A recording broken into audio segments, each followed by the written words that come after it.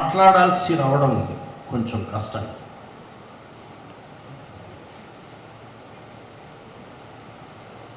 ఒక కన్నీటి చారిక, చెక్కిళ్ళ మీద పడ్డ కన్నీటి చారిక 2 ఏళ్ళైనా ఇట్లా చూసుకుంటే ఇంకా తడిగా ఉండడం అంతకు మించిన అద్భుతమైన జ్ఞాపకం మరొకటి ఉండదు. అలాంటి తడి జ్ఞాపకమే ఓ భగ్న విప్లవ ప్రేమికుడు కామ్రేడ్ రాయల చంద్రశేఖర్ గ్రంథం.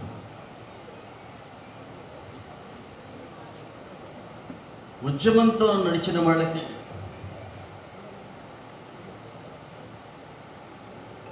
దుఃఖాలు వేరుగా ఉంటాయి, సుఖాలు వేరుగా ఉంటాయి.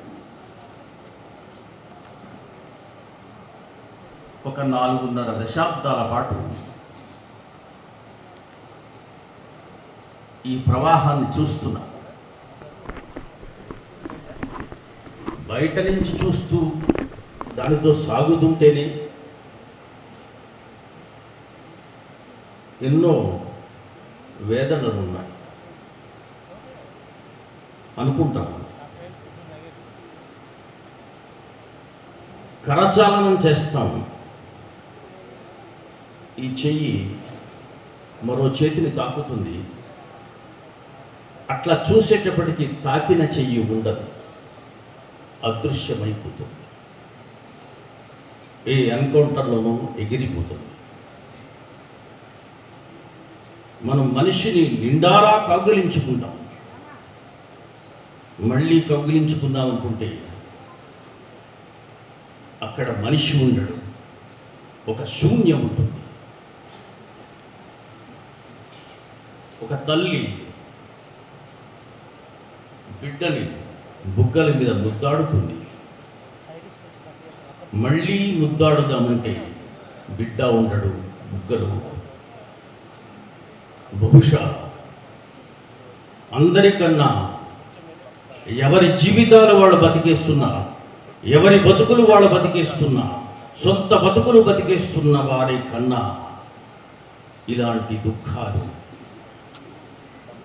సమాజం కోసం, నలుగురి కోసం, ఉద్యమం కోసం పనిచేసేవారికి ఇలాంటి ఎడబాట్లు అడుగడుగున అణువణువున కలుగుతుంటాయి. ఎవరన్నా గుర్తు చేసినప్పుడు ఖచ్చితంగా ఎక్కడో గుండె కలుక్కుమంటూనే ఉంటుంది. మళ్ళీ కళ్ళు తుడుచుకుని ముందుకు వెళ్ళడమేనేమో బహుశా ఉద్యమం అంటే. ఎందుకు అప్పుడప్పుడు మా తిరుమల ప్రారంభించాడు. మాలాంటి కవులు తిరుమల కానీ హనీఫ్ కానీ ఇక్కడ ఖమ్మంలో అనేక మంది కవులు ఉన్నారు. కవిత్వం రాస్తున్నప్పుడు అందరూ అడుగుతారు, ఈ అమరత్వం గురించి ఎందుకు రాస్తారు? అప్పుడు ఏది అమరత్వం? చనిపోవడమా, చంపివేయబడ్డమా? ఉద్యమాలలో తనంతట తాను చనిపోవడం ఉండదు. అనారోగ్యంతో చనిపోయినా అది చంపబడటమే. సమాజం, వ్యవస్థ నిర్లక్ష్యంతో చంపబడటమే. లేదు, ఇంకే రకంగా చనిపోయినా చంపబడటమే. మనుషులు చంపినా చంపబడటమే, వ్యవస్థ చంపినా చంపబడటమే. చంద్రశేఖర్, రాయల చంద్రశేఖర్ తనంతట తాను చనిపోయాడు అన్నాం, అది అబద్ధమైన స్టేట్మెంట్. చంద్రశేఖర్ చంపబడ్డాడు. అందులో బహుశా వ్యవస్థ భాగస్వామ్యం ఎంతుందో బహుశా మీరు, నేను, మనందరి భాగస్వామ్యం కూడా ఉందేమో. మనకు మనం ఉరడించుకోలేకపోతున్నామేమో, మనకి మనం గొప్పడు నమ్మకాన్ని ఇవ్వలేకపోతున్నామేమో, ఇచ్చుకోలేకపోతున్నామేమో, మనల్ని మనము సంభాళించుకోలేకపోతున్నామేమో. అందుకోసం రాయల చంద్రశేఖర్ అమర్ రహే అనడానికి ఎలాంటి సందేహం లేదు. అమరుడాయన, ఉద్యమంలో నేల కొరికిన అమరుడుగా నేను భావిస్తాను. అమరత్వం, శివసాగర్ అన్నాడు, అమరత్వం రమణీయమైనది అంటూ విత్తనం చనిపోతూ చెట్టును వాగ్దానం చేస్తుంది. సూర్యాస్తమయం చేతిలో చెయ్యి వేసి మరొక సూర్యోదయాన్ని హామీ ఇస్తుంది. అమరత్వం రమణీయమైనది. నిజమే, అమరత్వం అంటే జననం కాదు, మరణం కాదు, జననం. మరొక హామీ, బహుశా 2 ఏళ్ల తర్వాత కూడా అక్షరంలో చంద్రశేఖర్ని ఎవరన్నా అడవిలో తప్పిపోతే చెట్టుని, ఆకుని, డొంకని, పువ్వుని వెతికినట్టు విమల చనిపోయిన చంద్రశేఖర్ కోసం తన పుస్తకంలో అక్షరాన్ని, పదాన్ని, వాక్యాన్ని వెతకడానికి ప్రయత్నం చేసింది. చాలా ఆశ్చర్యం అనిపించింది. పుస్తకం ఆశాంతం చదివాను, ఆలస్యంగా చదివాను. అలాని ఒక డీలా పడిపోవడం, దిగాలు పడిపోవడం జరగలేదు. ఎప్పుడో జర్మన్ కవి నజీమ్ హిక్మత్ అన్న ఒక కవిత ఎవరో ఇంగ్లీష్లో తర్జుమా చేశారు. Unless I burn like a torch, unless you burn like a torch, unless we burn like torch, then who will dispel the gloom? నేను కాగడానై కాలిపోకపోతే, నువ్వు కాగడావై కాలిపోకపోతే, మనం కాగడాలమై కాలిపోకపోతే ఎవ్వరు, మరింకెవ్వరు, మనం కాక మరింకెవ్వరు ఈ దట్టమైన చీకట్లని తరిమి కొట్టేదెవరు? కాబట్టి అలాంటి హామీని ఆయన ఇచ్చారు. కాబట్టి ఒక వ్యక్తిని, ఒక బలహీనమైన క్షణంలోకి ఒక వ్యక్తి నెట్టబడ్డప్పుడు, ఆ బలహీనమైన క్షణానికి నెట్టబడ్డ వాళ్ళందరూ ముద్దాయిలే అవుతారు. అందులో ప్రత్యేకించి వెతికి పట్టాల్సినటువంటి అవసరం లేదని నేను అనుకుంటాను. ఇక విమల ఈ పుస్తకం రాస్తున్నప్పుడు చంద్రశేఖర్ గారు నాకు వ్యక్తిగతంగా బాగా తెలుసు. 92, 93 ఆ ప్రాంతాల్లో నేను హైదరాబాద్కి సుప్రభాతం అనే దినపత్రికకి సంపాదకుడిగా వచ్చాను. సాయంత్రం అయితే ఒక అడ్డా ఉండేది, ఓల్డ్ ఎమ్మెల్యే క్వార్టర్స్ కదా. అక్కడ గుమ్మడి నర్సయ్య గారి క్వార్టర్. అదేమిటో ఎన్ని వందల సార్లు వెళ్ళినా నేను అక్కడప్పుడు గుమ్మడి నర్సయ్య గారిని చూడదు.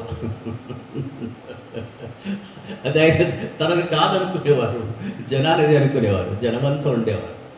బోల్డంత సందడి ఉండేది. అందులో విమల రాశారు అక్కడ ఎవరెవరు వచ్చేవారు, ఏమేమి మాట్లాడేవారు అని.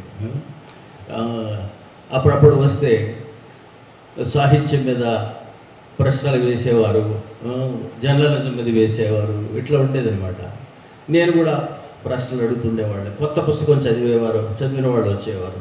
ఓకే, డివికి గారు వచ్చి పలానా పుస్తకం చదివారా అని ఒక గిచ్చి పక్కనే కాఫీకి తీసుకెళ్ళేవాడు. ఇట్లా ఒక్కొక్కళ్ళ నుంచి ఒక్కొక్క అనుభవం ఉండేది. అక్కడ విమల ఉండేవారు, చంద్రశేఖర్ ఉండేవారు. ఇక్కడ చంద్రశేఖర్ ప్రశ్నలు నిజంగానే విమల అన్నట్టు అందులో ఆయన బాల్యం నుంచి ఈ ప్రశ్నలు ఎందుకు వేస్తాడా అని అనిపించేది.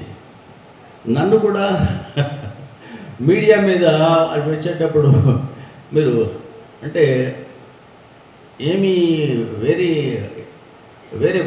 వేరే కామెంట్ లేకుండా వేరే వ్యాఖ్య జోడించకుండా రాయలేరా? మామూలు వార్తలాగా రాస్తారేమో కదా, అలా ఎందుకు రాయరు? ఇలా నన్ను కూడా అడుగుతుండేవాడు, ఈ ఎవరబ్బాయి తెక్కలుగా మాట్లాడతాడు, ఇంత కొంచెం తప్పు మాట్లాడడం మంచిదేమో అన్నట్టుగా ఉండేది. కానీ ఆ ప్రశ్న ఆయన ధోరణి, ప్రశ్నే వ్యక్తిత్వం. ప్రశ్నించలేని వాడు, మనం ఇంట ప్రశ్నించలేని వాడు రచ్చలో ప్రశ్నించలేడు. మన సొంత గూడులో ప్రశ్నించలేని వాడు వెలుపల ప్రశ్నించలేడు. అందుకే బహుశా మహామహోపాధ్యాయులంతా విమర్శ ఎంత అవసరమో ఆత్మవిమర్శ అంత అవసరమని. సో మన సంఘాలలో కూడా ఆత్మవిమర్శ, ఉద్యమాలలో కూడా ఆత్మవిమర్శకి ముందు. ఆయన బాల్యం చదువుతుంటే ఆశ్చర్యం వేసింది. సో ఈయనకి చిన్నప్పటి నుంచి ఉంది, విమల గారు రాశారు, హోంవర్క్ స్కూల్లో హోంవర్క్ ఇస్తున్నారు. జనరల్గా హోంవర్క్ అంటే ఎక్కువ బర్డన్గా ఫీల్ అయ్యేది హోంవర్క్ అంటే మ్యాథమెటిక్స్. 3-4 లెక్కలు ఇస్తాడు, అవి తెలిసావు, రాత్రంతా సాయంత్రం అంతా దాంతోనే గడిచిపోతుంటుంది. సో మ్యాథ్స్, ఇంకేదన్నా ఇంగ్లీష్, గ్రామరు, సైన్స్ ఇట్లా ఇస్తారు. వీళ్ళు ఇచ్చారంటే బాగుంది. ఆయన ఎవడో శుభ్రంగా పౌరశాస్త్రం, అర్థశాస్త్రం చెప్పుకుని, చరిత్ర చెప్పుకుని పోక సోషల్ స్టడీసు ఆయన కూడా హోంవర్క్ ఇచ్చేస్తే ఎలాగా కదా సార్? వాళ్ళు ఇచ్చారంటే అర్థం ఉంది, మీరు ఇస్తే ప్రయోజనం లేదు, ఎందుకు చేయాలి అని చంద్రశేఖర్ వాళ్ళ సోషల్ స్టడీస్ టీచర్ని ప్రశ్నించాడని ఆయన పుస్తకంలో రాశాడు. సో ఈ ప్రశ్నించే తత్వం తనని ఒక సొంత వ్యక్తిత్వం వైపు మళ్ళించినట్టుగా అనిపిస్తుంటుంది. అట్లాగే ఒక వాత్సల్యం ఇక్కడున్న అందరిలో నేను చూసాను. చాలా పెద్దవాళ్ళు అందరూ, మీకు కూడా. నేను వారితో కలిసి ప్రయాణం చేసినందుకు చాలా ఆనందపడుతున్నా.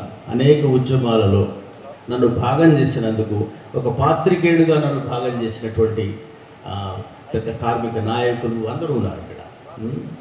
కాబట్టి బహుశా డీక్లాసిఫికేషన్ అంటే మనము కూలీలు, కార్మికులు మధ్యకు వెళ్ళినప్పుడు వాళ్ళ ప్రేమకు పాత్రలు కావడం. నేను చాలా వరకు అనుకునేవాడిని, మనం బాగా తగ్గించుకోవాలి అంటే మనం కొన్ని మంచి బట్టలు వేసుకోవడం మానేయాలి, మంచి చెప్పులు వేసుకోవడం మానేయాలి. సో వీలైతే జార్జ్ ఫెర్నాండెజ్ లాగా తల దూకోవడం మానేయాలి. ఆయన ఎప్పుడు దువ్విన వాడేవాడు కాదని మనకు చెప్పేవాళ్ళే. ఈ నెవర్ యూస్ చుప్పు జార్జ్ ఫెర్నాండెజ్ గారు ఎట్లా అనుకునేవాడు, ఇట్లా ఉండడము అనుకునేవాడిని. కానీ విమల రాసిన దాంట్లో చంద్రశేఖర్కి సంబంధించినటువంటి ఒక చిన్న ఘటనే చాలా గొప్ప ఘటన. గిరిజనుల మధ్య పనిచేస్తున్నప్పుడు వాళ్ళు అతి కష్టం మీద ఏది వండి పెడితే అది మనం మహామృతంలాగా తినాలి అని నాకు తెలియదు. సర్దుకుపోవాలి అనుకునేవాడు.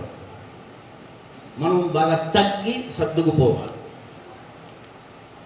ఏది ఉంటే దాంతో అడ్జస్ట్ అవ్వాలి. ఇది కదా మనకి కార్మిక వర్గ సంస్కృతి అంటే. సర్దుకుపోవడం ఏంటి అంటే మనం ఏదో త్యాగం చేస్తున్నట్టు.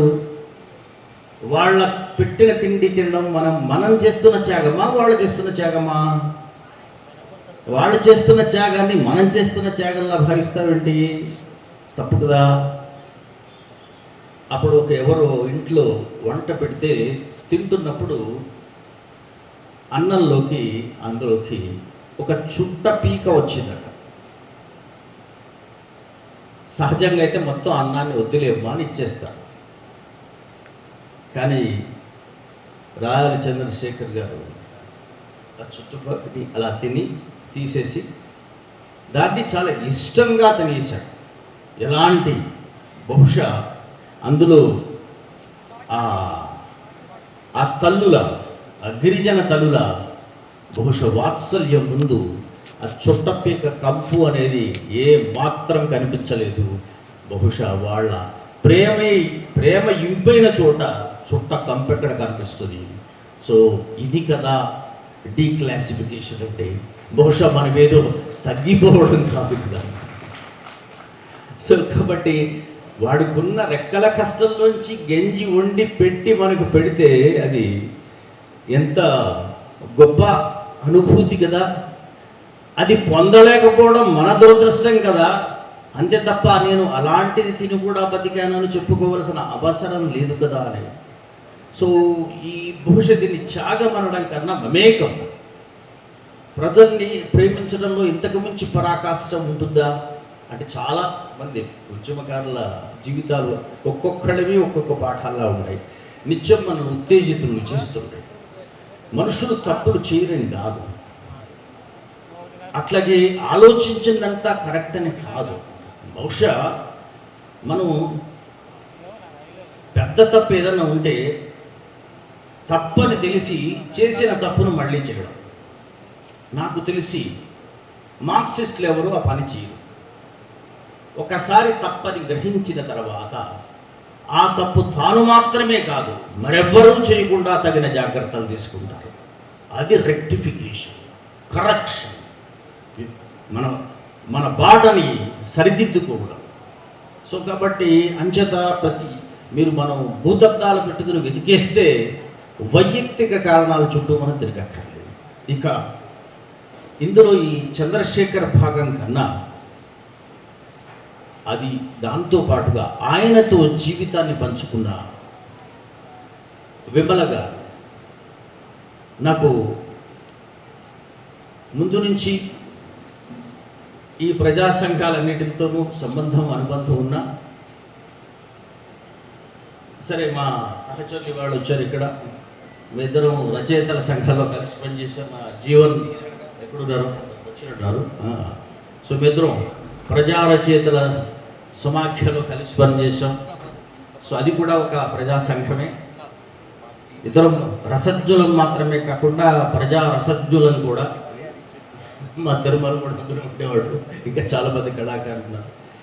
అట్లా మనకి ఈ కార్మిక సంఘం ఇఫ్టు ఉంది, తర్వాత మన రైతు కూలీ సంఘం ఉంది. ఇన్ని ప్రజా సంఘాలు ఉంటుండగా నాకు వ్యక్తిగతంగా చాలా అనుబంధమైనది ప్రగతిశీల మహిళా సంఘం.